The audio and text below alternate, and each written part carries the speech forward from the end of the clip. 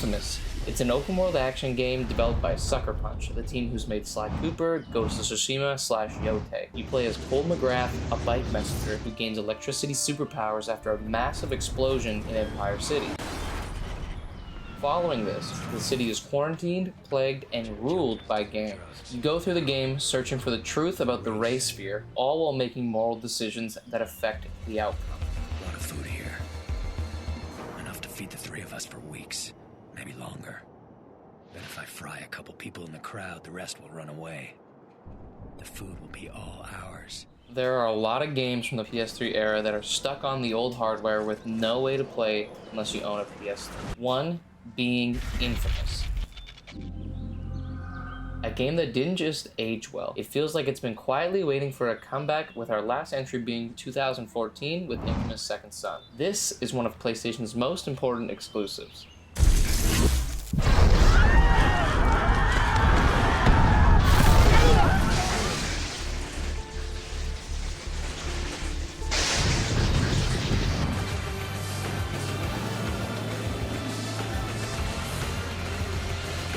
Which is why I want to talk about why Infamous deserves a remaster, what could be improved, and why its core ideas are still better than most modern superhero games.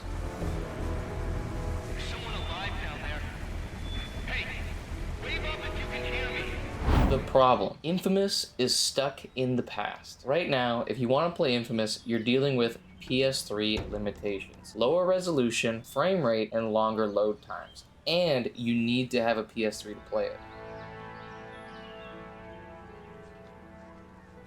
With the PS5, we wouldn't even have time to look at our phones in between load screens, if there would even be any. While sliding into unconsciousness, I could somehow, I don't know, hear the voices of the dying. Thousands crushed by falling buildings or burned alive in the fires. It would benefit from a facelift. Modern graphics would have people thinking this was a Marvel movie, and let's get this bad boy up to 60 frames, smooth gameplay.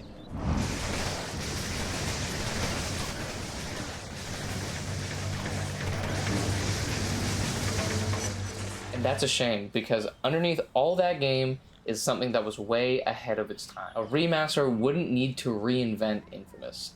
There's just a few things that I think could help. The parkour was a little clunky, and making it smoother where it doesn't look like Cole is just magnetically being pulled to the ledge or object he's trying to hold on to. It feels very 2009, which at the time is fine. I've got a lock on your GPS locator, and I can hear every word you say. That's super.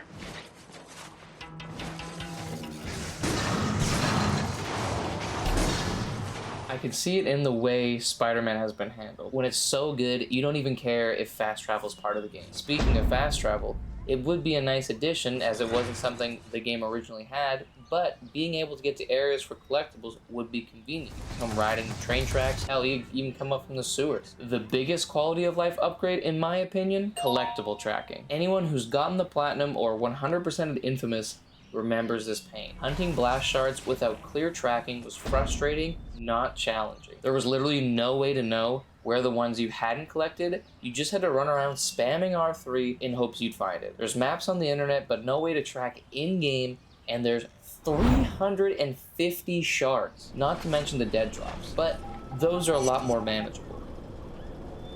A remaster could easily fix this with one of these: optional collectible markers, region-based completion percentages, toggleable hints for players who want help. Clearer UI and cleaner maps would also be great, along with modern accessibility options, smoother aiming, fast travel, and better performance. And suddenly this game feels modern without losing its identity. The karma system.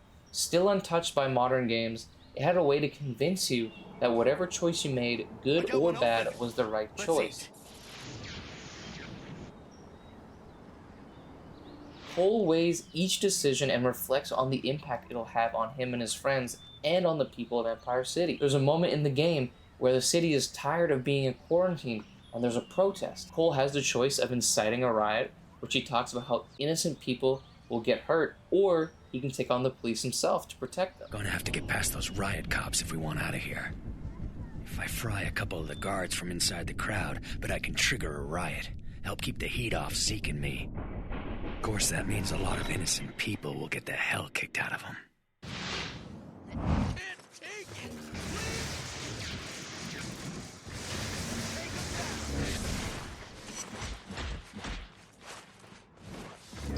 Here's the thing. Infamous didn't just have a morality system, it committed to it. Your choices didn't just change the dialogue, they changed. Your powers. You got different abilities as you learn to control your powers with different powers due to how you played. If you were a good guy, you're healing people, whereas if you're bad, you're using Bio Leech to take their life to fill yours. Even your basic lightning bolt attack changes depending. With evil, headshots will create an electric explosion, kind of like the grunt birthday party from Halo 3. When you are good, headshots heal you. Even your electricity reflected your morality. Blue for good and red for evil. I love how the city reacted to you. You'd be seen as a monster with people terrified and running away from you because you're the demon of Empire City. Or you could be the hero of the people, where they cheer you on and unify the city, giving the people hope. With the morality system, it changed how the story unfolded. You'd have different outcomes depending on the big choices, your relationship with Trish, your relationship with Zeke, and different Just doing endings. what I can. I'm not gonna lie, being good, you felt like a hero. Being evil felt powerful. You felt like a god, like Sephiroth.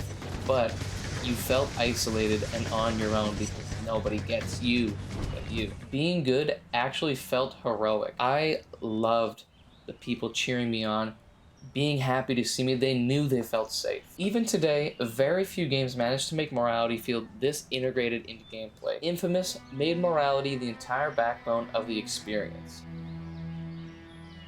A story that respects players' choice. What really makes Infamous special is that the story trusts the player. The multiple endings aren't just different cutscenes, they are a natural this would be result of the how end. you played. That once Kessler and the Ray Sphere were gone, my life would go back to normal. But now I understand that this is my life. The game doesn't just tell you what the right choice is, it lets you live with your consequences. Because of me, Empire City is a wasteland.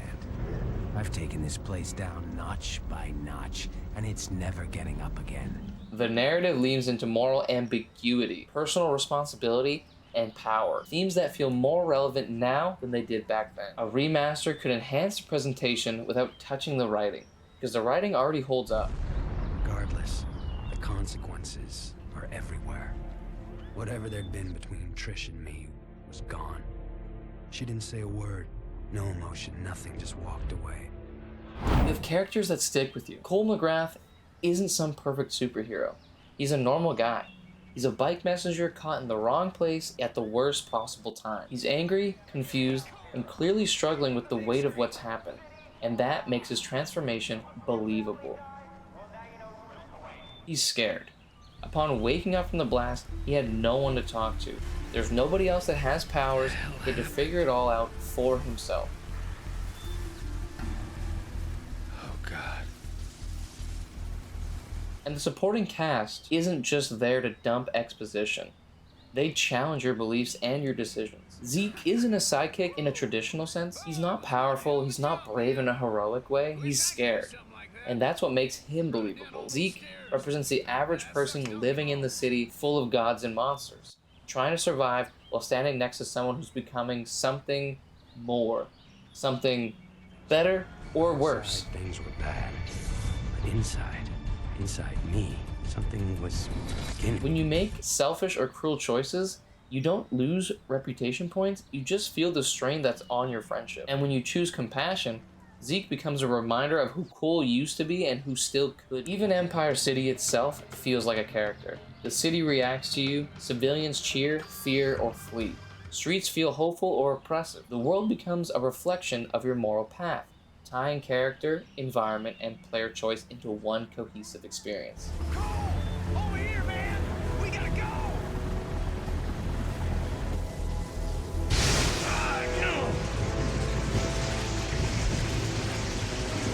No! No!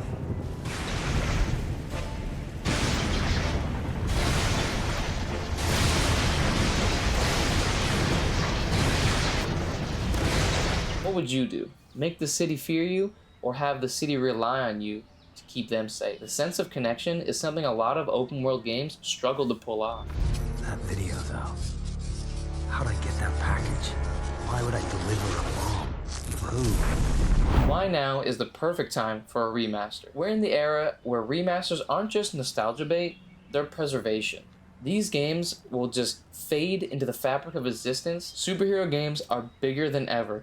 You have the Batman Arkham trilogy, Spider-Man, Wolverine, Guardians of the Galaxy, just to name some bangers. Choice-driven games are in demand. Everyone loves making tough choices and seeing the results. Look at these amazing games such as like The Walking Dead, Detroit Become Human, inFAMOUS, and PlayStation has proven there's an audience for bringing classics back. An inFAMOUS remaster wouldn't just please longtime fans, it would introduce an entire new generation to a game that has helped define modern open world design. inFAMOUS doesn't need a reboot. It doesn't need to be reimagined. It just needs a chance to shine again.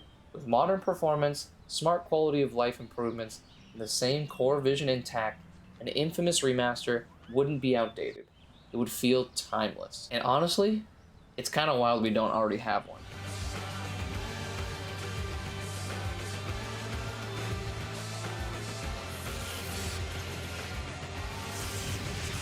Would you like to see inFAMOUS make a comeback? Let me know what your favorite inFAMOUS game is and what chromatic direction you went with on your first playthrough. I was evil the first time, and dude, what a blast. Thank you for watching. I hope you guys enjoyed this video. Is there a game that deserves a remaster? Let me know below as well. Don't forget to subscribe. Thank you guys, and until then, keep gaming.